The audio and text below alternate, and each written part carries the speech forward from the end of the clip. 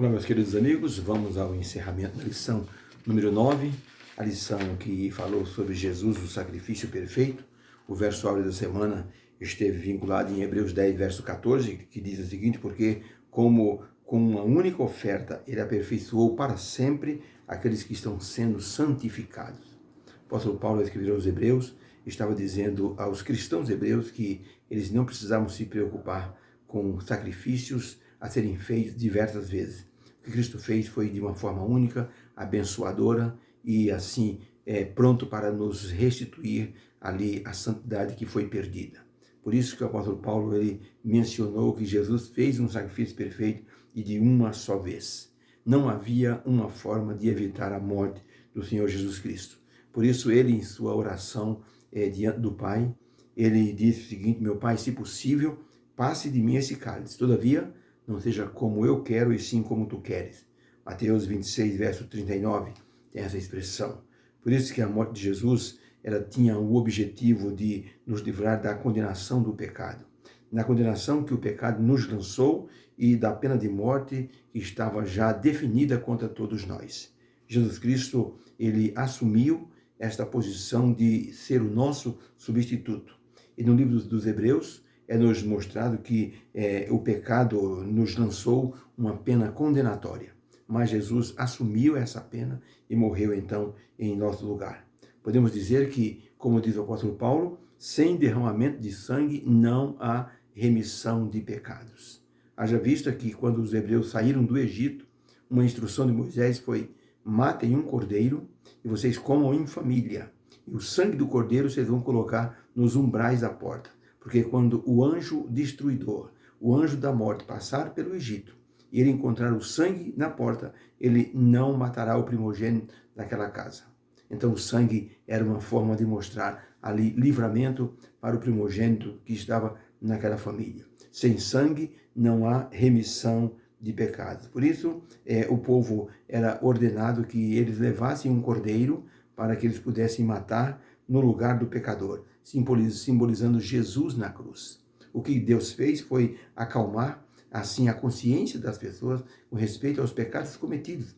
A pessoa, assim, executava, oferecia um cordeiro, matava o cordeiro, e o sangue daquele cordeiro é que produzia a remissão dos pecados. Na verdade, Deus acalmava a consciência do pecador e lançava um crédito de perdão vinculado na cruz do Calvário. Era como se fosse um cheque pré-datado, de graça e de perdão para o pecador. Martinho Lutero, quando ele estava nos seus dias de grande perseguição, ali da Reforma Protestante, ele sonhou uma noite que estava diante do tribunal divino. Abriram seus livros e Martinho Lutero ficou quieto, em ansiedade, para ver o que iria acontecer. Diante de Deus ele estava. Na hora que o Senhor Jesus abriu o livro da vida de Martinho Lutero, o diabo apareceu e disse: com licença, este homem não merece a salvação, porque eu tenho aqui uma série de pecados que esse homem cometeu. E Martinho Lutero dizia: era verdade, os pecados eram verdadeiros. Mas ele dizia: em meu desespero, eu me lembrei daquele que estava em 1 São João 1, verso 7. O sangue de Jesus me purifica de todo pecado. E diz que quando ele disse essa expressão, o diabo saiu em desespero, porque o que estava escrito era verdadeiro. Os pecados eram verdadeiros, mas a graça e o sangue de Jesus nos purifica de todo pecado. Por isso Jesus morreu na cruz para nos salvar. Nós vimos nessa semana também os sacrifícios que existiam, alguns tipos, pelo menos 5 tipos de sacrifícios existiam no tempo assim, dos israelitas para prefigurar o Senhor Jesus Cristo. Nós tínhamos, por exemplo, o holocausto, que era a oferta queimada, e tudo devia ser comido, representando Jesus como o sacrifício consumatório.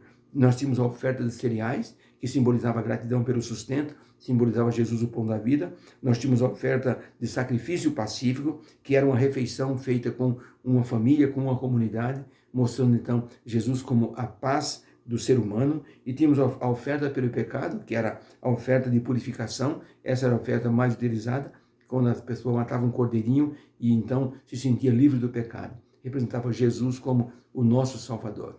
E finalmente tinha a oferta de reparação, Quando a pessoa tinha um pecado que tinha que restituir alguma coisa para alguém, ele fazia a oferta de reparação, simbolizando Jesus que pagou por nós o pecado que tínhamos. Ele pagou diante de Deus e assim nos libertou da condenação.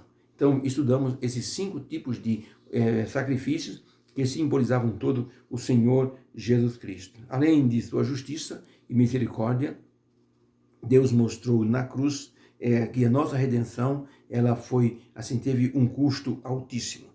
O perdão dos nossos pecados não foi algo assim barato, foi algo que custou muito para Deus. Estudamos nessa semana que o apóstolo Paulo mostrou que os sacerdotes humanos tinham que oferecer sacrifício assim diário por si mesmo, e anualmente também o sumo sacerdote oferecia um sacrifício por si, para se purificar, para ministrar diante de Deus a favor do povo. Ele mostrou, o apóstolo Paulo mostrou que o Senhor Jesus não precisou de oferecer nenhum sacrifício por si, porque não tinha nenhum pecado. E por isso foi recebido no céu, colocado à direita do trono de Deus e feito sumo sacerdote para ministrar em nosso favor. Por isso, o apóstolo Paulo mostrou que a justiça e a misericórdia de Deus são os elementos que nós vamos precisar diante do Senhor Deus, quando o nosso nome for mostrado diante do nosso Pai. Ou seja, Deus deseja nos salvar de todas as formas, mas Ele quer deixar isso transparente diante do universo, para que o diabo não tenha nenhum tipo de argumento para que ele possa nos condenar, para que ele possa reivindicar a nossa vida. Tudo foi pago diante do universo, diante do Pai, através do sacrifício do Senhor Jesus Cristo. O que é que eu tenho que fazer? Eu tenho que aceitar esse sacrifício e andar em novidade de vida, andar com a vida santificada pelo sacrifício de Jesus e pelo poder do Espírito Santo. Eu gostei muito da expressão que um escritor chamado Giri Moscala, ele falou a respeito de algo que se chama juízo pré-advento, que é o juízo investigativo. E ele escreveu da seguinte forma, eu gostei, disse assim: Deus não irá exibir meus pecados como se fossem exibidos numa vitrine de uma loja. Antes de tudo, ele irá apontar para a sua incrível graça transformadora e diante do universo, como a verdadeira testemunha da minha vida. Ele explicará minhas atitudes, meus motivos, meus pensamentos, minhas ações, minha orientação e direção de vida. Por isso, Jesus testificará que eu cometi erro, eu transgredi a lei, mas eu me arrependi, pedi perdão e fui transformado por sua graça. Por isso, ele proclamará: meu Pai, meu sangue é suficiente para o pecador ir e moscá-la. Sua orientação de vida está em mim. Sua atitude em relação a mim e às pessoas é calorosa e altruísta. Ele é confiável. Ele é o meu servo fiel. Por isso, merece a salvação e a vida eterna. E Iri Moscala disse: esse é um pensamento saudável para aqueles que hoje estão vivendo pela graça e estão tendo Jesus como representante lá no céu. Por isso que a lição da semana foi uma lição que nos abençoou, porque nos colocou diante de Deus com uma situação favorável. Porque Jesus fez tudo por nós, ele fez um sacrifício perfeito. Não existe nada que possamos fazer para pagar o que Jesus fez por nós, a não ser amá-lo. A única moeda com que nós pagamos Deus e a Jesus e o Espírito Santo é amá-los de maneira plena e sincera. E pagar essa dívida através do amor. Até que ele volte e nos dê, assim, a promessa final da vida eterna, promessa da nova aliança. Deus abençoe você, que estudou conosco essa semana, a lição número 9. Que haja uma bênção nesse dia de preparação e que uma bênção esteja no seu coração no santo sábado do Senhor. Fica com Deus, um beijo no coração, que Deus abençoe grandemente a tua vida. Vamos orar. Obrigado, Senhor Deus, pela lição dessa semana. Mostrando Jesus o sacrifício perfeito. Entendemos totalmente que diante do Senhor só existia uma forma de nos libertar do pecado. Era através do sacrifício do Senhor Jesus. Agora, nós temos que andar em novidade de vida e, como diz o escritor da tua palavra, se pecarmos, nós temos um advogado que nos representará e nos defenderá diante do Senhor. Obrigado por esse advogado, Senhor Jesus Cristo. Em nome dele que nós pedimos a bênção para essa sexta-feira, em nome de Jesus. Amém. Que Deus abençoe você. Fique com Deus, obrigado pela atenção. E divulgue nosso trabalho. Entre no YouTube, você que não se inscreveu ainda, se inscreva lá, ative o sininho, coloque o seu like, que é o seu joinha, para que nós possamos ir crescendo cada vez mais. e vai divulgando, vai compartilhando no WhatsApp o nosso trabalho. Fica com Deus, Deus abençoe você. Amém.